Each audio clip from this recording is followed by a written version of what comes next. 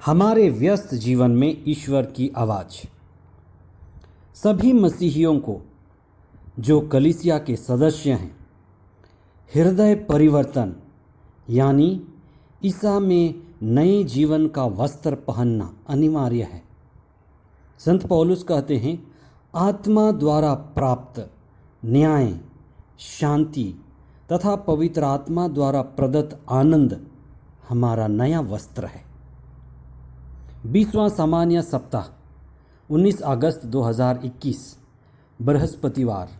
पहला पाठ न्यायकर्ताओं का ग्रंथ अध्याय 11 पद संख्याएं 29 से 39 तक और संत मती का सुसमाचार अध्याय 22 पद संख्याएं 1 से 14 तक।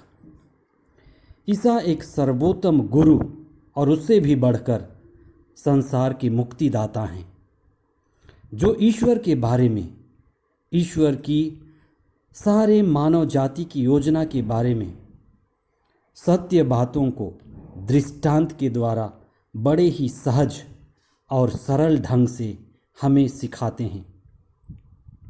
दृष्टांत एक सरल और प्रतीकात्मक कहानी होती है, जो छोटे से बड़ों तक सभी को समझ में आ जाती है, लेकिन उसका अर्थ बड़ा गहरा होता है। हर काल में, हर युग में इसका अर्थ गहरा ही होता जाता है। यह समुद्र से मोती खोजने जैसे, मोती निकालने जैसे है। विवाह भोज के दृष्टांत के 3 मुख्य भाग हैं। पहला भाग तो यह है कि ईश्वर अपने परम पावन पुत्र के विवाह भोज यानी मिस्सा बलिदान में सभी को आमंत्रित करते हैं। मिस्सा बलिदान यानी प्रभु यीशु के दुख भोग, मृत्यु और पुनरुत्थान के द्वारा सारी मानव जाति को मिस्सा बलिदान के अवसर पर आमंत्रित किया जाता है। प्रभु के सभी नबी, यीशु के सभी शिष्य और बाद में सभी धर्म सेवक लोगों को प्रभु के भोज में आमंत्रित करते हैं।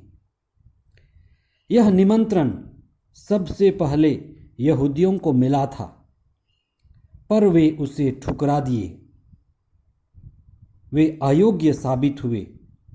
तब गैर यहूदियों को भी इस भोज में भाग लेने का अवसर मिला। सुसमाचार के मुख्य अंश। ईसा उन्हें फिर एक दृष्टांत सुनाने लगे।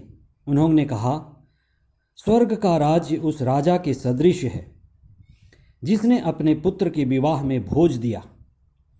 उसने आमंत्रित लोगों को बुला लाने के लिए अपने सेवकों को भेजा, लेकिन वे आना नहीं चाहते थे। अतिथियों ने आने की परवाह नहीं की। कोई अपने खेत की ओर चला गया तो कोई अपना व्यापार देखने। तब राजा ने सेवकों से कहा, अतिथि योग्य नहीं निकले, इसलिए तुम लोग चौराहों पर जाओ और जितने भी लोग मिल जाएं, सबको विवाह भोज में बुला लाओ। राजा अतिथियों को देखने आया तो वहाँ उसकी दृष्टि एक ऐसे मनुष्य पर पड़ी जो विवाहोत्सव के वस्त्र नहीं पहने था। राजा ने उससे कहा, इसके हाथ पैर बांधकर इसे अंधकार में फेंक दो। निमंत्रण का अस्वीकार करने वाला समुदाय अयोग्य अतिथि बुलाए गए यहूदी समुदाय हैं, जिन्होंने अपनी लापरवाही, अचेतना और ईश्वर के कृपा को व्यर्थ गंवाकर ईश्वर की उपस्थिति का तिरस्कार किया। इसलिए गैर यहूदियों को मसीही समुदाय का सदस्य बनने का और ज़्यादा सौभाग्य मिला और उन्होंने सकारात्मक कदम उठाकर भारी संख्या में हृदय परिवर्तन के द्वारा ईश्वर को अपनाया। दूसरी बात, पुनर्जीवित ईसा ही कलीसिया के दुल्हे हैं जो सारी मानव जाति को एकता में और हम सभी को ईश्वर से जोड़ते हैं। तीसरी मुख्य बात यह है कि सभी मसीहियों को जो कलीसिया के सदस्य हैं हृदय परिवर्तन यानी ईसा में नए जीवन का वस्त्र पहनना अनिवार्य है। यह वस्त्र पश्चाताप का वस्त्र है। यह वस्त्र क्षमा देने और क्षमा पाने का वस्त्र है। यह वस्त्र नए जीवन की शुरुआत है। संत पौलुस कहते हैं, आत्मा द्वारा प्राप्त न्याय, शांति तथा पवित्र आत्मा द्वारा प्रदत्त आनंद हमारा वस्त्र है। ईसा के समय विवाह में भाग लेने वाले सभी को एक खास विवाह का प्रतीक वस्त्र पहनना पड़ता था जो विवाह के व्यवस्थापक के पास होता था। वह विवाह प्रतीक वस्त्र सभी को विवाह से पहले बांटा जाता था। विवाह वस्त्र का प्रतीक सभी मसीहियों के लिए पश्चाताप, पाप क्षमा और उसके द्वारा मसीह में नए जीवन और नए व्यक्तित्व की शुरुआत का एक अनुभव था। हमारे इस जीवन का मूल उद्देश्य है हृदय परिवर्तन, ईश्वर को अपनाना और ईसा मसीह में नया जीवन ही हमारा नया वस्त्र है जिसे हम ईश्वर में नए जीवन और पूर्ण आनंद प्राप्त करते हैं।